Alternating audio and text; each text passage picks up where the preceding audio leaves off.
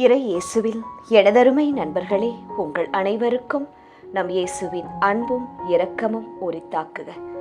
இந்த 40 நாள் சிலுவை தியானத்தில் எங்களோடு இணைந்து ஜெபித்து உங்கள் தேவைகளுக்காகவும் பிறரின் தேவைகளுக்காகவும் தொடர்ந்து 40 நாள் ஜெபித்து இயேசுவின் கருணையை முழுமையாக பெற்றுக்கொள்ளுங்கள். உங்கள் மன்றாட்டுக்கள் நிறைவேறுவதை கண்ணார காணுங்கள். 40 நாள் சிலுவை தவம் தொடக்க ஜெபம். அன்பின் ஆண்டவராகிய இயேசுவே, சிலுவையின் வழியில் எங்களுக்காக வேதனைப்பட்டு உமது இரத்தத்தால் எங்களை மீட்ட இரக்கத்தின் ஆண்டவரே, என்று இந்த 40 நாள் சிலுவை தவத்தை உமது திரு முன்னிலையில் அர்ப்பணிக்கின்றோம். இந்த 40 நாட்களில் தொடர்ந்து நம்பிக்கையுடன், பக்தியுடன், மனத்தாழ்மையுடன் உமது சிலுவை பாதையை தியானிக்கும் அனைவர் மேலும் உமது அளவில்லா இரக்கத்தை பொழிய வேண்டுமென்று வேண்டுகின்றோம். இயேசுவே, இந்த தவத்தை விசுவாசத்துடன் நிறைவேற்றுவர்களின் இதயங்களை தொடும், அவர்களின் கண்ணீரை காணும், அவர்களின் மறை வேண்டுதல்களை நீர் கேட்டருளும். ஒவ்வொரு நாளும் உலகத்தின் முக்கிய தேவைகளுக்காக, குடும்பங்களுக்காக, நோயாளிகளுக்காக, மாணவர்களுக்காக, வேலை தேடுவோருக்காக, திருமணத்திற்காக, குழந்தை பாக்கியத்திற்காக, சமாதானத்திற்காக, நாட்டிற்காக, எங்கள் தனிப்பட்ட தேவைகளுக்காக நாங்கள் உமக்கு முன் ஜெபிக்கின்றோம். இந்த 40 நாள் தவத்தின் முடிவில் உமது சித்தத்தின்படி எங்கள் வாழ்க்கையில் அற்புதங்களை நிகழ்த்தும், எங்கள் வேண்டுதல்களை நிறைவேற்றும், எங்களுக்கு உமது இரக்கத்தை முழுமையாக அனுபவிக்க அருளும். இயேசுவே, உமது சிலுவையில் நாங்கள் அடைக்கலம் அடைகிறோம், உமது இரக்கத்தில் நாங்கள் நம்பிக்கை கொள்கிறோம், உமது அன்பில் நாங்கள் வாழ்கிறோம். தந்தை, மகன், தூய ஆவியின் நாமத்தில் ஆமேன். 40 நாள் சிலுவை தவம். நாள் 29. தனிப்பட்ட வேண்டுதல். என் வேலையில் வெற்றி. பொதுவான வேண்டுதல், தொழில் வளர்ச்சி. சங்கீதம் 90ஆம் அதிகாரம் 17ஆம் திருவசனம். எங்கள் ஆண்டவராகிய கடவுளின் அருள் எங்கள் மேல் இருப்பதாக. எங்கள் கைகளின் செயலை உறுதிப்படுத்தும். ஆம், எங்கள் கைகளின் செயலை உறுதிப்படுத்தும். ஜெபம். சிலுவையில் வேதனையை தாங்கிய இயேசுவே, முட்கிரீடம் சூடியும் அடிகளையும் அவமானங்களையும் பொறுமையுடன் தாங்கி மனிதரின் இரட்சிப்பிற்காக உம்மை அர்ப்பணித்த ஆண்டவரே, என் வேலைகளிலும் முயற்சிகளிலும் உமது ஆசீர்வாதமும் வெற்றியும் தாரும். என் உழைப்பை பலனுள்ளதாக்கி நல்ல பயன்களை அளிக்க அருளும். உலகம் முழுவதும் உள்ள அனைத்து தொழில்களும் வளர்ச்சி அடைந்து பலருக்கும் வாழ்வாதாரமாக அமைய உமது கிருபை பொழியட்டும். சிலுவையில் நீர் அனுபவித்த தியாகம் எங்கள் உழைப்பையும் வாழ்க்கையையும் ஆசிர்வதிக்கட்டும். சிலுவையின் தியாக இயேசுவே, எங்கள் உழைப்பை ஆசிர்வதித்து வெற்றி அளிக்குமாறு வேண்டுகின்றோம். ஆமேன். சிலுவை பாதை. முன்னுரை. சுற்றும் வரை பூமி, சுடும் வரை நெருப்பு, போராடும் வரைதான் மனிதன் என்பார்கள். ஆம், போராட்டம் இல்லா வாழ்வு செத்த வாழ்வு. ஒவ்வொருவருக்கும் வாழ்வில் பல சவால்கள் உண்டு. இறை விருப்பம் நம்மில் நிறைவேற இயேசு கிறிஸ்துவை போல சுயநலம் இல்லாது, பாவத்திற்கு சிறிதேனும் இடம் தராது புண்ணிய வாழ்வுக்கு நம்மையே நாம் அர்ப்பணிக்க வேண்டும். இதுதான் கிறிஸ்தவனாக வாழ்வதற்கான பெரிய சவால். இதில் வெற்றி பெற நாமும் ஓர் போராளியாகத்தான் மாற வேண்டும். பல வருடங்களாக சிலுவை பாதையில் பங்கெடுக்கிறோம். மனதுருக மன்றாடி மீண்டும் சிறு சிறு தவறுகளுக்கு இடம் கொடுத்து கொண்டுதான் இருக்கின்றோம் என்று நமக்கு தெரிய வருகின்றது. புனிதத்திற்கான போராட்டத்தை கைவிடாமல் இருக்க வீழ்ந்து கிடக்கும் நம் உணர்வுகளை தட்டி கொடுத்து மீண்டும் போராட அழைக்கிறது திருச்சபை. பாவத்தால் வீழ்ந்து கிடக்கும் நாம் எப்பொழுதெல்லாம் எழுந்து நடக்கிறோமோ, போராட ஆரம்பிக்கிறோமோ, அப்பொழுதே நாம் உண்மையான கிறிஸ்தவனாக மாறுகிறோம். ஏனெனில் இயேசு ஒரு போராளியாக இருந்துத்தான் நம்மை மீட்டார். இறை விருப்பம் நம்மிலே நிறைவேற மன உறுதியுடன் புனித பயணத்திற்கு தயாராவோம். ஏனெனில் நமக்காக போராடுபவர் நம்மோடு இருக்கிறார்.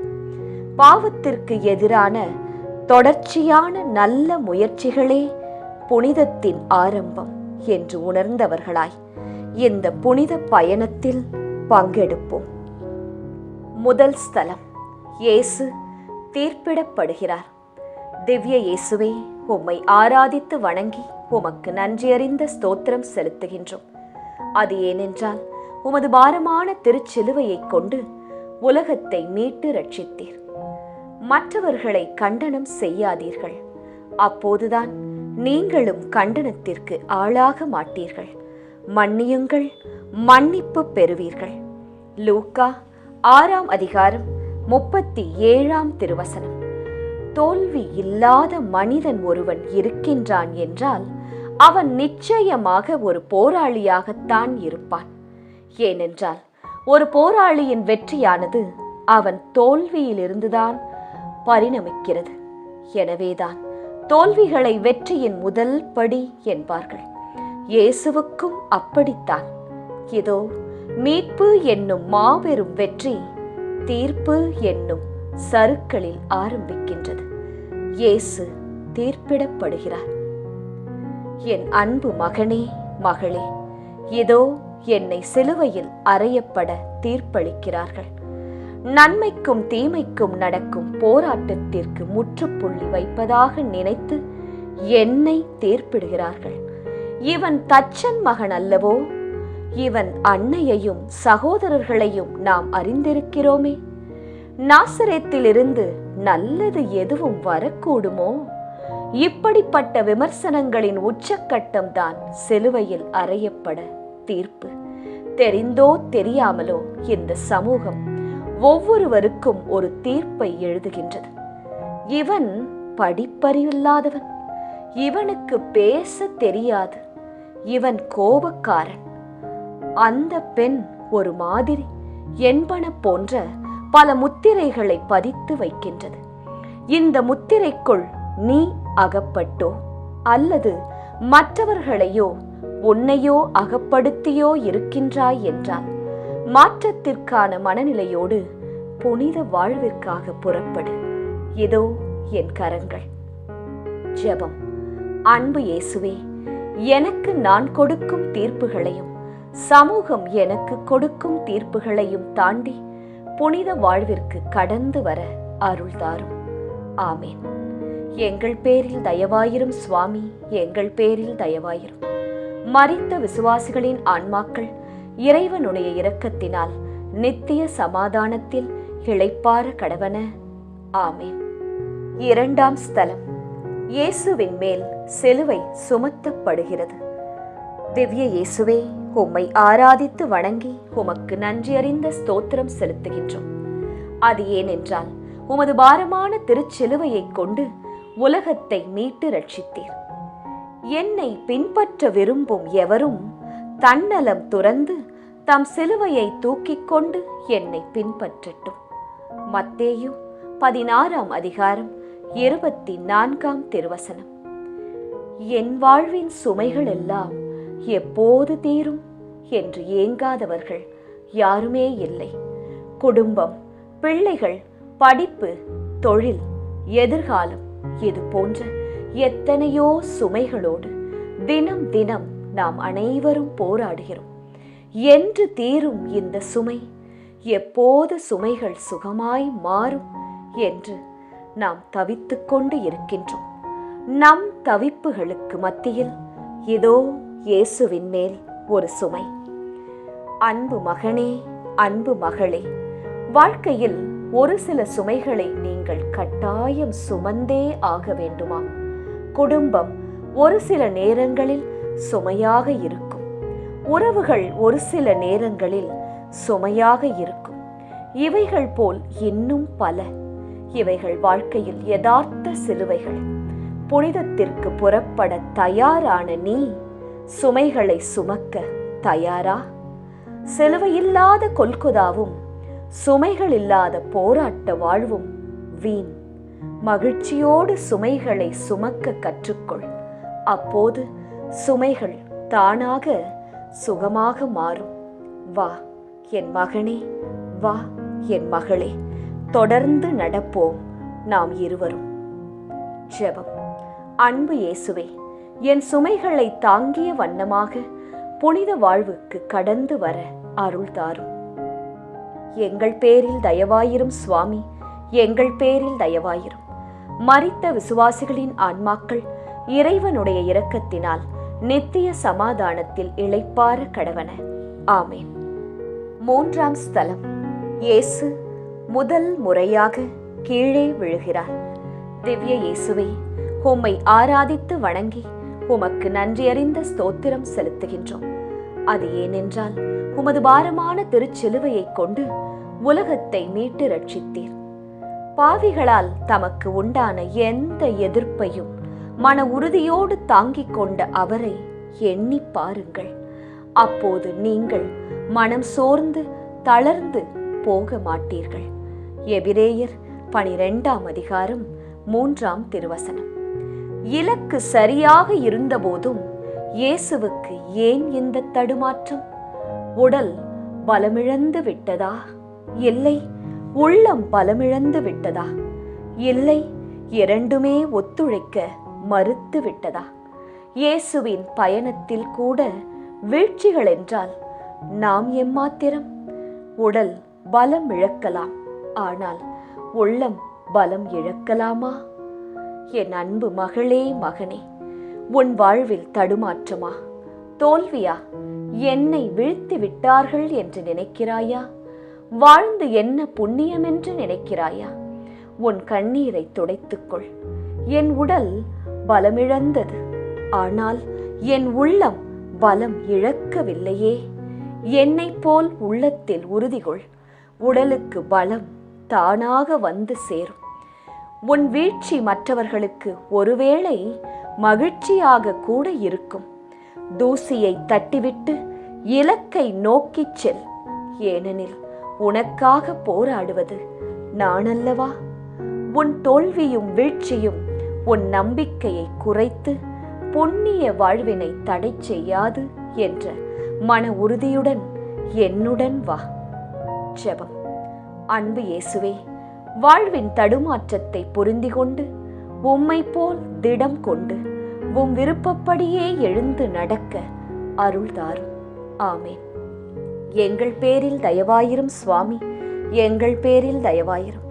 மரித்த விசுவாசிகளின் ஆன்மாக்கள் இறைவனுடைய இரக்கத்தினால் நித்திய சமாதானத்தில் இளைப்பாற கடவன. ஆமேன். 4ஆம் ஸ்தலம். இயேசு தன் தாய் மரியாளை சந்திக்கிறார். திவ்ய இயேசுவை, உம்மை ஆராதித்து வணங்கி உமக்கு நன்றியறிந்த ஸ்தோத்திரம் செலுத்துகின்றோம். அது ஏனென்றால் உமது பாரமான திருச்சிலுவையை கொண்டு உலகத்தை மீட்டு ரட்சித்தீர். விண்ணுலகில் உம்மையன்றி எனக்கு இருப்பவர் யார்? மண்ணுலகில் வேறு விருப்பம் உம்மையன்றி எனக்கு ஏதுமில்லை. திருப்பாடல்கள் 73ஆம் அதிகாரம் 25ஆம் திருவசனம். ஒரு சில நேரங்களில் ஒரு சிலரிடம் சற்று பேசினாலே நமது மனம் சற்றே இலகி போகின்றது, மனதில் பாரம் குறைந்து போகின்றது. இதை போன்றுதான் இயேசு தம் அன்பு தாயை சந்திக்கிறார். அன்னை மரியின் சந்திப்பு இயேசுவை கல்வாரியில் இருந்து பிரிக்கும் சந்திப்பு அல்ல, மாறாக கல்வாரிக்கு உரம் சேர்க்கும் சந்திப்பு. என் அன்பு மகளே, மகனே, என் தாயின் சந்திப்பு அன்பு சந்திப்பு. ஆனால் அந்த அன்பு என்னை போராட்ட வாழ்விலிருந்து பிரித்து விடவில்லை, மாறாக போராட கரம் கொடுக்கும் சந்திப்பாக அமைகிறது. பிரச்சனைகள் இல்லாத, கஷ்டம் இல்லாத வாழ்வை இறைவன் கொடுக்க வேண்டும் என்பதை விட என் பிரச்சனைகளில், கஷ்டத்தில் இறைவன் உடனிருக்க வேண்டும் என்ற எண்ணத்தோடு வாழ பழகிக்கொள். ஏனெனில் கிறிஸ்தவ வாழ்வு போராட்ட வாழ்வு. கிறிஸ்தவ மீட்பென்பது சிலுவை வழி மீட்பு. இந்த மீட்புதான் என் தந்தையின் விருப்பம். வா அன்பு மகனே, மகளே, தொடர்ந்து பயணிப்போம். ஜெபம். அன்பு இயேசுவே, என் பிரச்சனைகளில் உம் உடனிருப்புத்தான் என் பலம் என்பதை உணர்ந்து எனக்கு நல்ல மனதுடன் வாழ கற்றுத்தாரும். ஆமேன். எங்கள் பேரில் தயவாயிரும் சுவாமி, எங்கள் பேரில் தயவாயிரும். மரித்த விசுவாசிகளின் ஆன்மாக்கள் இறைவனுடைய இரக்கத்தினால் நித்திய சமாதானத்தில் இளைப்பாற கடவன. ஆமேன். 5ஆம் ஸ்தலம். இயேசுவின் சிலுவையை சீமோன் சுமக்கிறார்.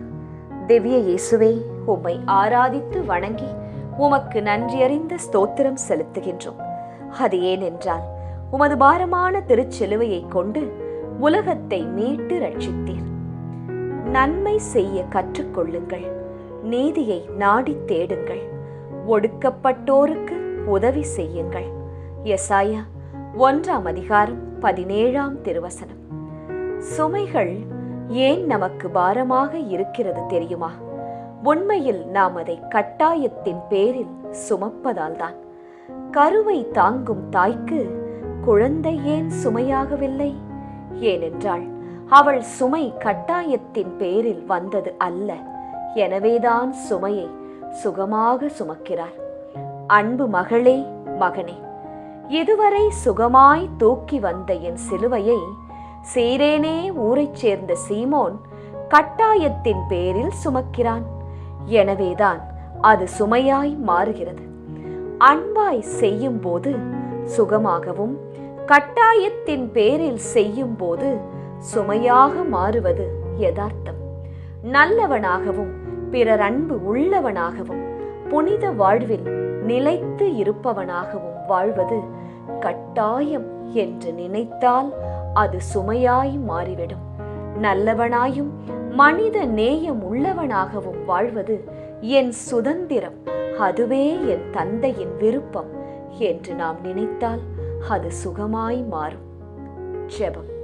அன்பு இயேசுவே, என் சுமைகளை சுதந்திரமாய் சுமக்க எனக்கு அருள் தாரும். ஆமேன். எங்கள் பேரில் தயவாயிரும் சுவாமி, எங்கள் பேரில் தயவாயிரும். மரித்த விசுவாசிகளின் ஆன்மாக்கள் இறைவனுடைய இரக்கத்தினால் நித்திய சமாதானத்தில் இளைப்பாற கடவன. ஆமேன். 6ஆம் ஸ்தலம். இயேசுவின் முகத்தை வெரோனிக்கா துடைக்கிறார். திவ்ய இயேசுவே, உம்மை ஆராதித்து வணங்கி உமக்கு நன்றியறிந்த ஸ்தோத்திரம் செலுத்துகின்றோம். அது ஏனென்றால் உமது பாரமான திருச்சிலுவையை கொண்டு உலகத்தை மீட்டு ரட்சித்தீர். இவ்வாறு நீங்கள் நன்மையை செய்ய முன்வருவதன் மூலம் மதிகெட்ட அறிவிலிகளை வாயடைக்கச் செய்ய வேண்டும் என்பதே கடவுளின் திருவுளம். 1 பேதுரு 2ஆம் அதிகாரம் 15ஆம் திருவசனம். இயேசுவின் கல்வாரி பாதையில் இதோ இயேசுவுக்கு இன்னும் ஒரு தாய். 10 மாதம் தாங்கும் பாக்கியமில்லாத தாய்தான். ஆனால் இவளின் செயல்கள் தாயை பிரதிபலிக்கும் செயல்கள். வெறும் உணர்ச்சிகளை மையமாக கொண்ட அன்பு தடைகளை பார்த்து தளர்ந்துவிடும். ஆனால் உள்ளத்தை மையமாக கொண்ட அன்பு தடைகளை தாண்டி வளரும். இதோ வெரோனிக்காள் உண்மையான அன்பால் உந்தப்பட்டு இயேசுவின் முகத்தை துடைக்கிறார். என் அன்பு மகனே, மகளே, உனது போராட்ட வாழ்வில் என்னை சந்திக்க வேண்டுமா? அப்படி என்றால் இதோ இந்த வெரோனிக்காவை போல் பல தடைகளை தாண்ட வேண்டும். நீ உன் சுயநலம், அந்தஸ்து, பதவி, உன் அடையாளம் இவைகளை தாண்டி வர வேண்டும். உன் சுயநல வேலிகளை தாண்டி என்னிடம் வருவாயா?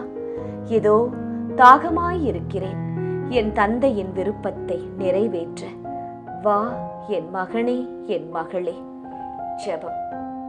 அன்பு இயேசுவே, நல்ல கிறிஸ்தவ மக்களாக வாழ எதிர்வரும் தடைகளை தாண்டி வர உமது பலத்தை தாரும். ஆமேன். எங்கள் பேரில் தயவாயிரும் சுவாமி, எங்கள் பேரில் தயவாயிரும். மரித்த விசுவாசிகளின் ஆன்மாக்கள் இறைவனுடைய இரக்கத்தினால் நித்திய சமாதானத்தில் இளைப்பாற கடவன. ஆமேன். 7ஆம் ஸ்தலம். இயேசு 2ஆம் முறை கீழே விழுகிறார். திவ்ய இயேசுவே, உம்மை ஆராதித்து வணங்கி உமக்கு நன்றியறிந்த ஸ்தோத்திரம் செலுத்துகின்றோம். அது ஏனென்றால் உமது பாரமான திருச்சிலுவையைக் கொண்டு உலகத்தை மீட்டு ரட்சித்தீர். உங்கள் மனம் ஆர்வமுடையதுதான், ஆனால் உடல் வலுவற்றது. எனவே சோதனைக்கு உட்படாதிருக்க விழித்திருந்த இறைவனிடம் வேண்டுங்கள். மத்தேயு 26:41 திருவசனம். துவக்கம் நன்றாக இருக்கும்போது இந்த உலகம் கைதட்டி பார்க்கிறது, பாராட்டுகிறது. ஆனால் இடையில் தடுமாறும் போது கர ஒலிகள் அனைத்தும் விமர்சன ஒலிகளாக மாறிவிடுகிறது. எனக்கு அப்பவே தெரியும், இவனால முடியாது, இவனுக்கு ஏன் இந்த வேண்டாத வேலை? இது போன்ற பல விமர்சனங்களை நீங்கள் கேட்கலாம். ஏதோ உறுதியோடு ஆரம்பித்த இயேசுவின் புரட்சி பயணத்தில் இடைச்செருக்காக வந்த 2ஆம் வீழ்ச்சி. இயேசு 2ஆம் முறை தரையில் வீழ்கிறார். விண்ணுக்கும் மண்ணுக்கும் இடையே போராட்டத்தில் இதோ மண் 2வது முறையாக மிரட்டி பார்க்கின்றது. ஆம், என் அன்பு மகளே, மகனே, நான் மாற வேண்டும், என் சிந்தனை மாற வேண்டும், என் செயல்கள் மாற வேண்டும் என்ற உறுதியோடு ஆரம்பித்த உன் முயற்சியில் நிலைத்து நிற்க முடியாமல் வீழ்ந்து விட்டாயா? உடலுக்கும் ஆன்மாவிற்கும் நடக்கும் போராட்டத்தில் உடல் வென்று விட்டதென்று நினைக்கிறாயா? இல்லை, இது உன் பயணத்தில் வந்த சறுக்கல்கள், அவ்வளவுதான். மீண்டும் எழுந்து நடக்க கற்றுக்கொள். ஏனெனில் கல்வாரி இன்னும் சற்று தொலைவில்தான் உள்ளது. புனித வாழ்வென்பது நல்லவற்றிற்காக இன்னும் சற்று முயற்சிக்கும் போராட்டம்தான். துணிவு கொள், எழுந்து நட. ஜெபம். அன்பு இயேசுவே, என் வாழ்வில் வரும் சறுக்கல்களை என் வாழ்வின் செதுக்கல்களாக மாற்றிக்கொள்ள அருள் தாரும். ஆமேன். எங்கள் பேரில் தயவாயிரும் சுவாமி, எங்கள் பேரில் தயவாயிரும். மரித்த விசுவாசிகளின் ஆன்மாக்கள் இறைவனுடைய இரக்கத்தினால் நித்திய சமாதானத்தில் இளைப்பாற கடவன. ஆமேன். 8ஆம் ஸ்தலம். இயேசு எருசலேம் பெண்களுக்கு ஆறுதல் கூறுகிறார். திவ்ய இயேசுவே, உம்மை ஆராதித்து வணங்கி உமக்கு நன்றியறிந்த ஸ்தோத்திரம் செலுத்துகின்றோம். அது ஏனென்றால் உமது பாரமான திருச்சிலுவையைக் கொண்டு உலகத்தை மீட்டு ரட்சித்தீர். காலம் நிறைவேறிவிட்டது, இறையாட்சி நெருங்கி வந்துவிட்டது. மனம் மாறி நற்செய்தியை நம்புங்கள். மார்க்கு 1:15 திருவசனம். வார்த்தைகளாலும் செயல்களாலும் வெளிப்படுத்த முடியாத உணர்வுகளை கண்ணீர் வெளிப்படுத்திவிடும். இதோ இயேசுவின் மேல் உள்ள பரிதவிப்பை தங்கள் கண்ணீரால் வெளிப்படுத்துகிறார்கள் எருசலேம் பெண்கள்.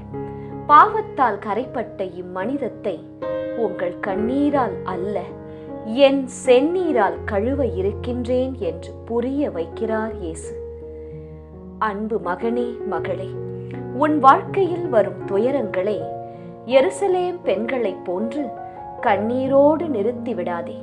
உமது துயரங்களையும் போராட்டங்களையும் என்னை போல வெற்றி கொண்டு நிறுத்த வேண்டும். உன் கண்ணீர் துளிகளை பன்னீர் துளிகளாக மாற்ற புனித வாழ்விற்கான போராட்டத்தை பலமாக்குவது உன் பொறுப்பு. என் அருள் உனக்கு போதும். உன் பலவீனத்தில் என் பலம் பூரணமாய் விளங்கும். தொடர்ந்து வா. ஜெபம். அன்பு இயேசுவே, என் முயற்சிகளை கண்ணீரோடு நிறுத்தி விடாமல் இறுதி வரைக்கும் போராடும் மனப்பக்குவத்தை தந்தருளும். ஆமேன். எங்கள் பேரில் தயவாயிரும் சுவாமி, எங்கள் பேரில் தயவாயிரும். மரித்த விசுவாசிகளின் ஆன்மாக்கள் இறைவனுடைய இரக்கத்தினால் நித்திய சமாதானத்தில் இளைப்பாற கடவன. ஆமேன். 9ஆம் ஸ்தலம். இயேசு 3ஆம் முறை கீழே விழுகிறார். திவ்ய இயேசுவே, உம்மை ஆராதித்து வணங்கி உமக்கு நன்றியறிந்த ஸ்தோத்திரம் செலுத்துகின்றோம். அது ஏனென்றால் உமது பாரமான திருச்சிலுவையைக் கொண்டு உலகத்தை மீட்டு ரட்சித்தீர். சிலுவையின் மீது தம் உடலில் நம் பாவங்களை அவரே சுமந்தார். நாம் பாவங்களுக்கு இறந்து நீதிக்காக வாழ்வதற்கே இவ்வாறு செய்தார். திருப்பாடல்கள் 73 அதிகாரம் 25 திருவசனம். இயேசுவின் சிலுவை பயணத்தில் அவர் 3 முறை மட்டும் விழவில்லை. மாறாக வீழ்ச்சிகள், தடுமாற்றங்களுக்கு மத்தியில்தான் கல்வாரியை அடைகிறார். வேண்டிய மட்டும் அடித்து அடித்து கேவலப்படுத்திய வீரர்களே சோர்ந்திருக்கும் போது மனித வலுவில் சிலுவை சுமக்கும் இயேசு மீண்டும் சோர்ந்து போய் மண்ணில் சாய்வது யதார்த்தம்தானே? இதோ இயேசு மீண்டும் மண்ணில் விழுகிறார். அன்பு மகனே, மகளே, உன் மனமாற்றத்திற்காக நான் விழுகிறேன். மனம் மாற மறுக்கும் உன் உள்ளத்தை சற்று என் மீது செலுத்து. ஆனால் கட்டாயத்தின் பேரில் அல்ல. வீழ்ந்து கிடக்கும் உன்னை தொட நான் தயார். எனக்கு வேண்டியதெல்லாம் ஆம் என்னும் உன் சுதந்திர அனுமதி, அவ்வளவுதான். என் தாயின் ஆம் என்ற சொல்தான் மனுகுல மீட்பின் ஆரம்பம். இதே வார்த்தையைத்தான் உன்னில் எதிர்பார்த்து இதோ எழுகிறேன். ஜெபம். அன்பு இயேசுவே, என் மனமாற்றத்திற்கு தடையாக இருப்பதை விலக்கி வைக்க என் மனதிற்கு பலத்தை தாரும். ஆமேன். எங்கள் பேரில் தயவாயிரும் சுவாமி, எங்கள் பேரில் தயவாயிரும். மரித்த விசுவாசிகளின் ஆன்மாக்கள் இறைவனுடைய இரக்கத்தினால் நித்திய சமாதானத்தில் இளைப்பாற கடவன. ஆமேன். 10ஆம் ஸ்தலம். இயேசுவின் ஆடைகளை களைகிறார்கள். திவ்ய இயேசுவே, உம்மை ஆராதித்து வணங்கி உமக்கு நன்றியறிந்த ஸ்தோத்திரம் செலுத்துகின்றோம். அது ஏனென்றால் உமது பாரமான சிறுச்சிலுவையை கொண்டு உலகத்தை மீட்டு ரட்சித்தீர். கிறிஸ்துவும் உங்களுக்காக துன்புற்று ஒரு முன்மாதிரியை வைத்து சென்றுள்ளார். எனவே நீங்கள் அவருடைய அடிச்சுவடுகளை பின்பற்றுங்கள். இதற்காகவே அழைக்கப்பட்டு உள்ளீர்கள். 1 பேதுரு 2ஆம் அதிகாரம் 21ஆம் திருவசனம். வியர்வையாலும் இரத்தத்தாலும் நனைந்திருக்கும் இயேசுவின் உடைகளை களைகிறார்கள். அதில் அந்த ஆடை யாருக்கு என்பதற்காக சீட்டு போட்டு தேர்ந்தெடுக்கிறார்கள். ஆனால் உண்மையில் விலைமதிப்பு இல்லாதது அந்த ஆடைக்குள் இருந்த இயேசுவின் உடல்தான். மூடர்கள் முத்தை விட்டுவிட்டு சிப்பியை எடுத்துக் கொள்கிறார்கள். அன்பு மகளே, மகனே, சுதந்திரம் என்பது இன்னொரு வார்த்தையில் சொல்ல வேண்டுமென்றால் அதை தேர்ந்தெடுத்தல் என்று சொல்லலாம். நன்மை, தீமை, பாவம், புண்ணியம், உண்மை, பொய், இவைகளுக்கு மத்தியில் எதை நீ தேர்ந்தெடுக்க விரும்புகிறாய்? என் அன்பு பிள்ளாய், சுதந்திரத்தின் உண்மை பொருளை உணர்ந்து நன்மையை தேர்வு செய்து புண்ணிய வாழ்வில் உன்னை ஒன்றிணுக்க தயாராகு. ஜெபம். அன்பு இயேசுவே, என் புனித வாழ்விற்கு நன்மைகளை விருப்பத்தோடு தேர்ந்து கொள்ள அருள் தாரும். ஆமேன்.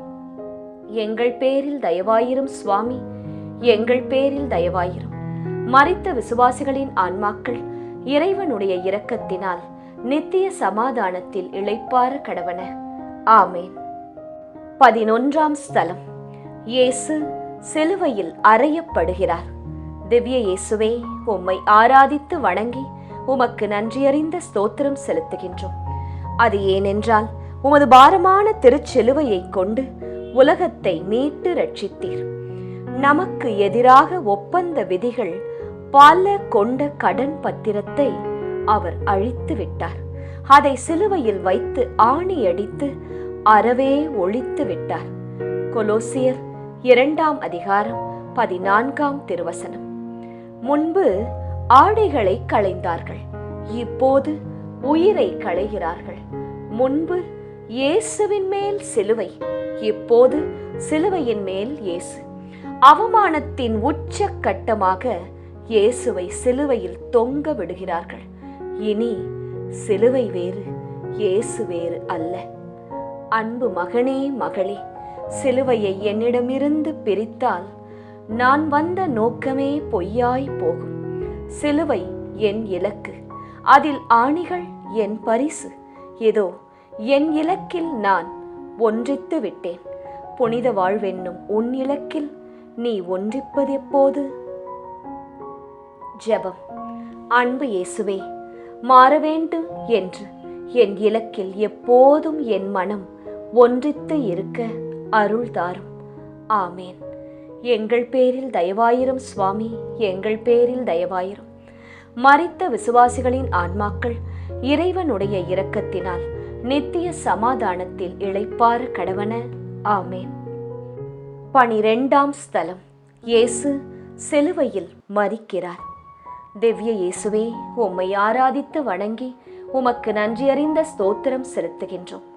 அது ஏனென்றால் உமது பாரமான திருச்சிலுவையை கொண்டு உலகத்தை மீட்டு ரட்சித்தீர். தாமே துன்புற்று பகைமையை அழித்தார். சிலுவையின் வழியாக இரு இனத்தவரையும் ஒரு உடலாக்கி கடவுளோடு ஒப்புரவாக்க இப்படி செய்தார். எபேசியர் 2ஆம் அதிகாரம் 16ஆம் திருவசனம். மரணம் என்றால் எல்லோருக்குமே பயம்தான். ஏனென்றால் அதன் பின் என்ன என்று உறுதியாக யாருக்கும் தெரியாது. அதன் பின் என்ன என்ற கேள்வி பயத்தை மட்டுமே உருவாக்கும். ஆனால் இயேசுவுக்கு மரணம் பயமில்லை. ஏனெனில் மரணத்திற்கு பிறகு என்ன நடக்கும் என்று இயேசுவுக்கு தெரியும். இயேசு 3 முறை தன் சீடர்களுக்கும் உலகிற்கும் உரக்க அறிவித்திருந்தார். இதோ உண்மை இப்போது தலை சாய்த்து உறங்குகின்றது. அன்பு மகளே, மகனே, எதிர்காலம் குறித்த உன் கவலைகள் உன்னை பயப்படுத்தும், கோழையாக்கும், சுயநலவாதியாக்கும், உன்னை மாற்றும். எதிர்காலம் குறித்த எச்சரிக்கை வேண்டும், ஆனால் அதை குறித்த கவலை தேவையில்லை. என் மரணம் எனக்கு கவலை இல்லை, மாறாக அது பலருக்கு எச்சரிக்கை. ஆம், புனித வாழ்விற்கு கடந்து வர ஒரு எச்சரிக்கை. ஜெபம். அன்பு இயேசுவே, உம்மோடு நாங்கள் அறையப்பட்டால் உம்மோடு உயிர்ப்போம் என்னும் உண்மையை புரிந்து கொள்ள அருள் தாரும். ஆமேன். எங்கள் பேரில் தயவாயிரும் சுவாமி, எங்கள் பேரில் தயவாயிரும். மரித்த விசுவாசிகளின் ஆன்மாக்கள் இறைவனுடைய இரக்கத்தினால் நித்திய சமாதானத்தில் இளைப்பாற கடவன. ஆமேன். 13ஆம் ஸ்தலம். இயேசு தன் தாய் மரியாவின் மடியில் கிடத்தப்படுகிறார். திவ்ய இயேசுவே, உம்மை ஆராதித்து வணங்கி உமக்கு நன்றியறிந்த ஸ்தோத்திரம் செலுத்துகின்றோம். அது ஏனென்றால் உமது பாரமான திருச்சிலுவையை கொண்டு உலகத்தை மீட்டு ரட்சித்தீர். நம்பிக்கையை தொடங்கி வழி நடத்துபவரும் அதை நிறைவு செய்பவருமான இயேசுவின் மீது கண்களை பதிய வைப்போம். எபிரேயர் 12ஆம் அதிகாரம் 2ஆம் திருவசனம். 10 மாதம் துடிப்போடு சுமந்த அன்னையின் மடி இப்போது துடிப்பில்லாமல் மௌனமாகிறது. உமது உள்ளத்தை ஒரு வாழ் ஊடுருவும். இல்லை, பல வாள்கள் ஊடுருவிற்று. இத்தனை வேதனைகளையும் தம் மௌனத்தால் தாங்குகிறாள் அன்னை மரியாள். உள்ளத்தில் 1000 கேள்விகள் உண்டு மரியாளுக்கு. ஆனால் பதிலுக்காக காத்திருக்கிறாள் நம் அன்னை. அன்பு மகளே, மகனே, புனிதத்திற்கான போராட்ட வாழ்வில் உள்ளத்தை நொறுங்க செய்யும் பல கேள்விகள் மலையாய் உதிக்கும். கெட்டவன் நன்றாகத்தானே வாழ்கிறான், நல்லவர்களுக்கு மட்டும் ஏன் இந்த நிலை? உலகம் நல்லவர்களை அடையாளம் கண்டுகொள்வதே இல்லையே, ஏன்? உத்தமர்களுக்கு ஏன் இத்தனை நொறுக்கல்கள்? இத்தனை கேள்விகளுக்கு பதில் அன்னை மரியாளின் மௌனம்தான். நீயும் காத்திரு, உன் உண்மை வெல்லும். ஜெபம். அன்பு இயேசுவே, வாழ்வின் நொறுக்கல்கள் வரும்போது வெடித்து சிதறாமல் உம் அன்னையை போன்று மௌனம் காக்க பொறுமை கொள்ள அருள்தாரும். ஆமீன். எங்கள் பேரில் தயவாயிரும் இயேசுவே, எங்கள் பேரில் தயவாயிரும். மரித்த விசுவாசிகளின் ஆன்மாக்கள் இறைவனுடைய இரக்கத்தினால் நித்திய சமாதானத்தில் இளைப்பாற கடவன. ஆமீன். 14ஆம் ஸ்தலம். இயேசு கல்லறையில் அடக்கம் செய்யப்படுகிறார். திவ்ய இயேசுவே, உம்மை ஆராதித்து வணங்கி உமக்கு நன்றியறிந்த ஸ்தோத்திரம் செலுத்துகின்றோம். அது ஏனென்றால் உமது பாரமான திருச்சிலுவையை கொண்டு உலகத்தை மீட்டு ரட்சித்தீர். தம் சிலுவையினால் கிடைத்த வெற்றியால் ஆட்சியாளர், அதிகாரம் கொண்டோர், ஆகியோரின் படைக்கலன்களை கிறிஸ்து பிடுங்கிக் கொண்டு அவர்களை இகழ்ச்சிக்குள்ளாக்குமாறு ஊர்வலமாக இழுத்துச் சென்றார். கொலோசியர் 2:15 திருவசனம். புரட்சியாளனை புதைப்பதாக நினைத்து கல்லறையில் அடக்கம் செய்கிறார்கள். ஆனால் புனிதம் இங்கு புதைக்கப்படவில்லை, மாறாக விதைக்கப்படுகிறது. அத்தனையும் நிறைவேறிவிட்டது என்றார்கள். இல்லை இல்லை, இப்போதுதான் தொடங்கப் போகின்றது. இத்தனை வருட போராட்ட வாழ்வு மொத்தமாய் இயேசுவின் உயிர்ப்பில் பலன் கொடுக்க போகிறது. இதுவரையில் வெற்றி பெற்றதாக நினைத்து கொண்டவர்கள் இதோ இயேசுவின் அடக்கத்திற்கு பிறகு ஒவ்வொரு நொடிக்கும் தோற்க ஆரம்பிக்கின்றார்கள். என் அன்பு மகளே, மகனே, பல நேரங்களில் தீமை வெற்றி பெறுவதைப் போல் மாயை உண்டாகும். ஆனால் தீமைக்கு எப்போதும் இறுதி வெற்றி இல்லை. இறுதியில் வெல்லப் போவது உண்மை, சத்தியம் மட்டுமே. தீமை தரும் மாயையில் மயங்கி என் மகனாக மகளாக வாழ நீ எடுக்கும் முயற்சிகளில் பின்வாங்காதே. ஏனெனில் இறுதியில் வெல்லப் போவது எனது சத்தியம், எனது உண்மை மட்டுமே. ஜெபம்.